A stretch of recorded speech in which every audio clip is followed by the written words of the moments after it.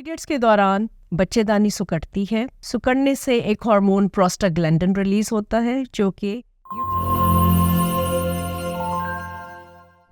मेरा नाम डॉक्टर सबा अंसारी है। मैं integrated medical care hospital defence face 5 Lahore में गायनेकोलॉजिस्ट के तौर पर खिदमत सर अंजाम दे रही हूँ। आज मैं ख़वातीन और बच्चियों को पीरियड्स पेन या माहवारी की दर्द के बारे में मालूमात दूंगी। पीरियड्स पेन या माहवारी की दर्द या डिस्मेनोरिया एक बहुत ही आम मसला है जिससे ख़वातीन और बच्चियों की एक बड़ी शरह मुतासिर होती है। पीरियड्स पेन या डिस्मेनोरिया होता क्यों है?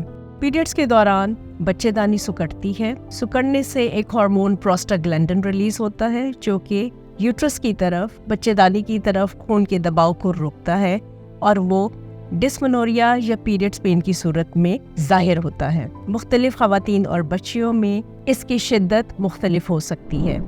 माहवारी शुरू होने से कुछ दिन पहले ख़वातीन को या बच्चियों को पेट के निचले हिस्से में डिस्कम्फर्ट फील होती है और जो कि पीरियड्स के शुरू होने के साथ पहले 1 या 2 दिन बरकरार रहती है और उसके बाद ये ख़त्म हो जाती है।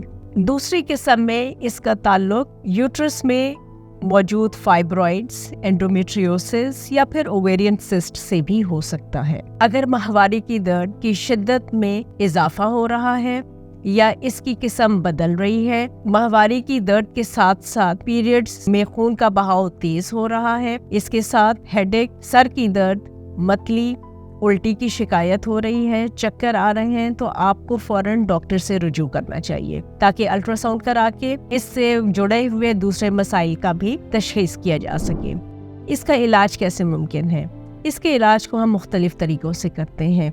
मुख्तलिफ अक़साम की दर्द को कंट्रोल करने की दवाई हम इस्तेमाल कर सकते हैं।